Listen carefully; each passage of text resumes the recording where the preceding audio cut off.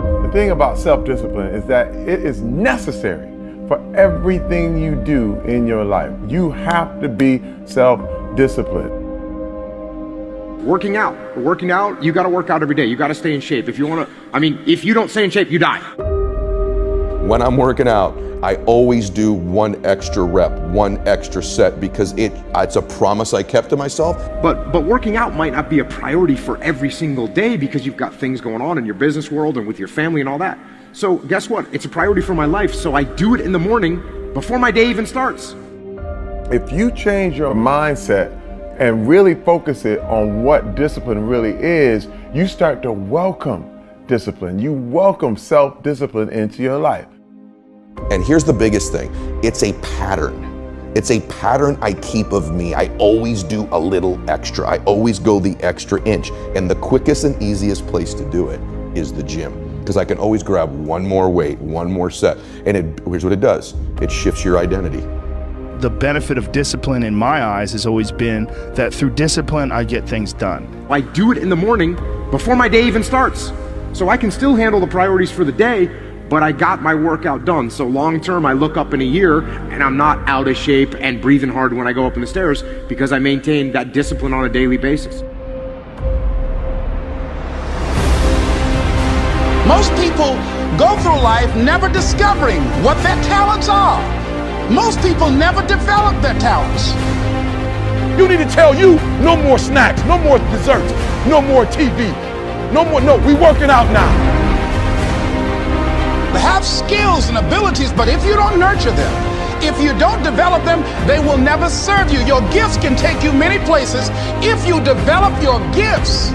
The best gifts come from the bottom. I value myself enough to give 120% or don't do it. And that if you decide that my life deserves my developing this what I do well. Why are you only giving 50%? What's wrong with you? I grant you that if you begin to work to develop your gifts, you'll develop a strong sense of happiness. You'll get a larger vision of yourself, because part of beginning to get a larger vision of yourself, all of us need some area of our lives where we can have a feeling of competence. When other folk are having a good time, you've got to have the strength of character. You need to tell you that you owe you something.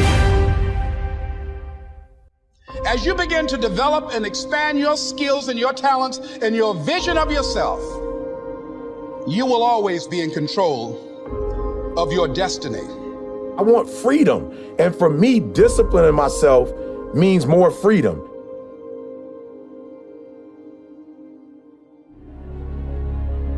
It's so easy to be great nowadays because most people are weak.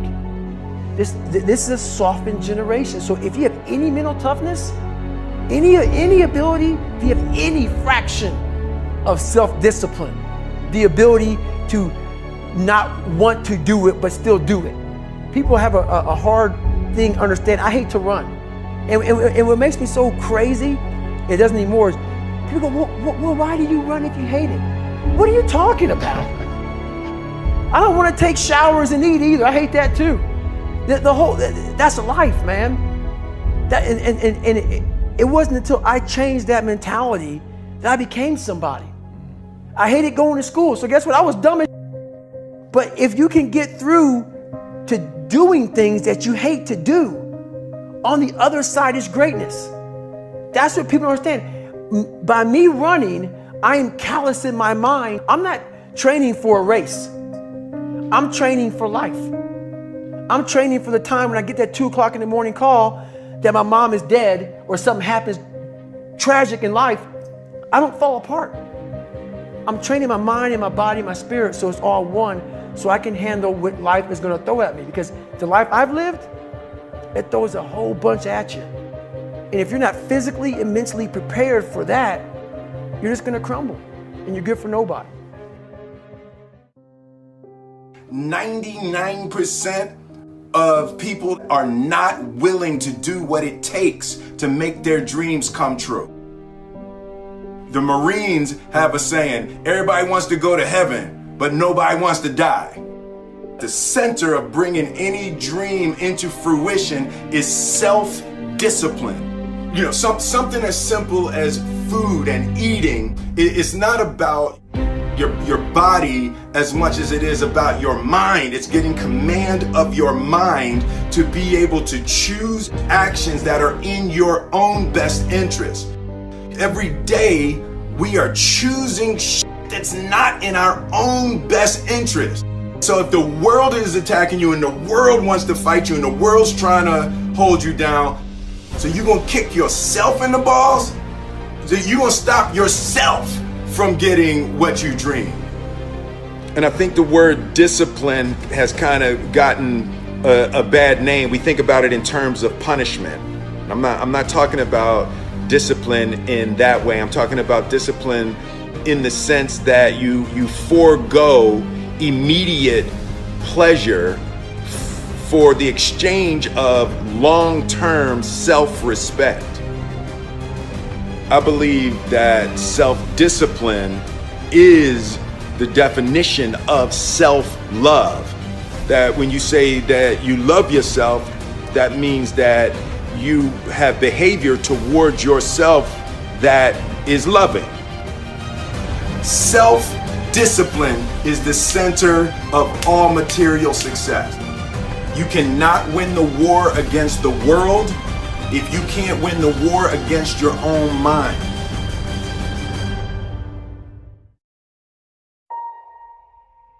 Self-love is when you say to yourself, oh, man, look, I know you and that girl got a real connection. I know y'all vibe, but that's your girl's cousin. So I love you too much to let you do that. It's like you say to yourself, hey man, look, I know you want to eat that pizza and it'll be really good, you know, but I can't let you eat that, man, because if you eat that pizza, you're going to feel like shit, you know, and I love you too much to let you eat that. Self-love is, hey, look, I know you got a test on Monday, you know, and I know you really want to go out with your friends. It's Saturday night, you want to go out, but if you fail that test, you're not going to feel good about yourself. You know, I love you too much to let you go out tonight. Self-discipline is self-love. If you want to be happy, you have to love yourself, which means you have to discipline your behavior. The road to sustained happiness is through disciplining your behavior. We tend to base our self-esteem on what other people think. And that's not really self-esteem. Self-esteem is supposed to be how we feel about ourselves. And I was just saying how dangerous it is to allow other people to determine how you're going to feel about you. And it's kind of like looking into a broken mirror.